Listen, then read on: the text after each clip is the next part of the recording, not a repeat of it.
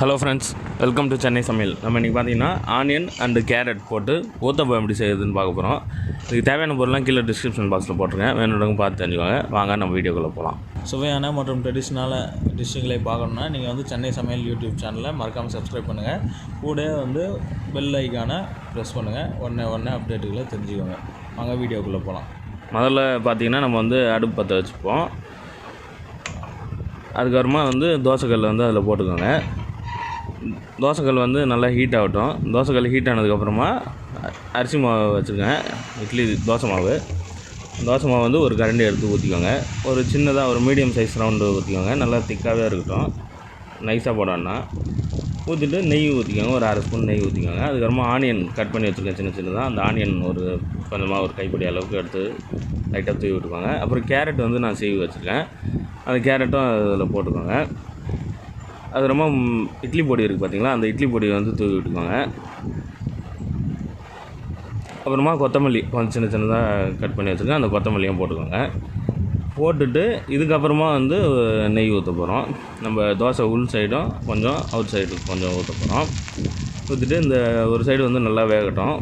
வெந்ததுக்கப்புறமா வந்து நம்ம வந்து திருப்பி போட்டு வேக வைக்க போகிறோம். இந்த ஊத்தப்பம் பார்த்திங்கன்னா சூப்பராக இருக்கும். நம்ம சைடிஷ் எதுவுமே எல்லாமே கூட வெறுமனே சாப்பிட்லாம். திருப்பி விட்டாச்சு. இப்போ திருப்பி விட்டதுக்கப்புறமா ஒரு ஸ்பூன் நெய் ஊற்றிக்கோங்க. இது கூட இன்னும் தக்காளி சட்னி வச்சு சாப்பிட்டீங்கன்னா இன்னும் டேஸ்ட்டாக இருக்கும். இப்போ ஒன் சைடு வந்து நல்லா வெந்துருச்சு. இப்போ எடுத்து நம்ம ஒரு பிளேட்டில் மாற்றிக்கலாம். பார்த்திங்கன்னா சூப்பராக வெந்திருக்கு, கலர்ஃபுல்லாக இருக்குது பாருங்கள்.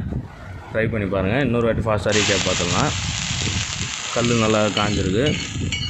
காஞ்சதுக்கப்புறமா தோசை மாவு எடுத்து ஊற்றிக்கோங்க. ஒரு கரண்டி மாவு ஊற்றி சின்னதாக ஒரு ரவுண்டு ஊற்றிக்கிட்டுக்கோங்க. வெங்காயம் கட் பண்ணி வச்சுருக்கேன், அந்த கட் பண்ண வெங்காயத்தை போட்டுக்கோங்க.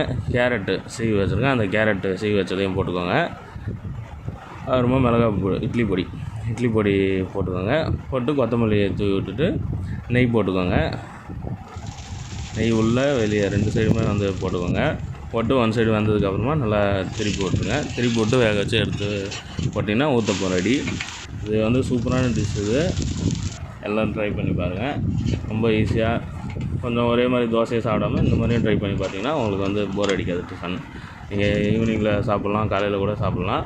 தக்காளி சட்னி வச்சு சாப்பிட்டிங்கன்னா இன்னும் டேஸ்ட்டாக இருக்கும். இதில் உங்களுக்கு எதாவது டவுட்னா கீழே கமெண்டில் கேளுங்க.